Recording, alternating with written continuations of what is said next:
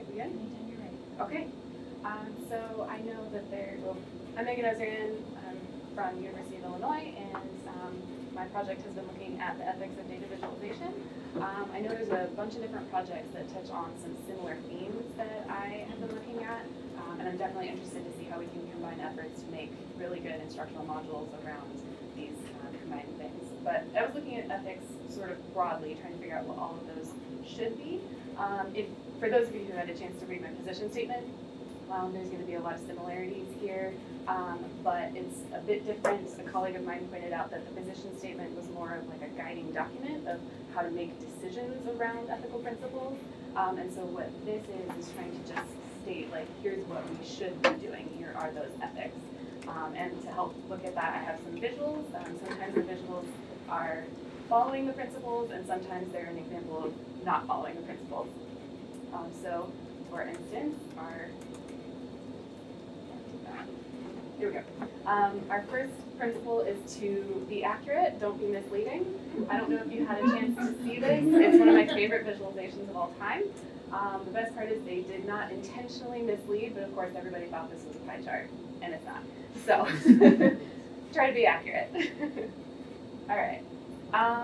This one is an example, a bad example of two more principles. First of all, try to make your visualizations understandable to the broadest audience possible, and also make them accessible to people with varying abilities. So there's a number of concerns here. The text is very small. It's also apparently not actually text on the page. If you do Control F on your computer, it doesn't find any of these, so that's a big accessibility problem. It's also not made, the order of diseases and things here is not understandable to a layperson. There is an order, but we're not sure what it is. So again, some issues here. Next one. This is a positive example of one. So this one is about honoring the people that are involved in the data and processes that lead to your visualizations. So this is technically called a photo visualization. It's maybe a very specific subset, but I think it's a really great example of showing there are actually people behind this, that this is the reason we're making this visualization, is to show, problems that people are having. I don't have a good visual for this, but I think this is a really important quote. I quoted Dennis Wood in my position statement as well. He's a cartographer, and he is talking here about, in the 60s, university-trained map makers creating maps that were then used by the U.S. Armed Forces to bomb Vietnam, which is obviously a huge ethical problem. So don't create visualizations that you know will be used to harm people. Seems pretty obvious. This was another visualization I referred to in my position statement. So this brings in another couple of positives here, that they are being clear about possible subjectivity and attempts to mitigate any problems of bias. They're also making their decisions transparent in how they created everything. So they explain the sources of the data that they use, why they use those sources, questions that you should ask about both the sources and the analysis that they did. They provide a list of caveats to what kinds of conclusions you can draw from the maps.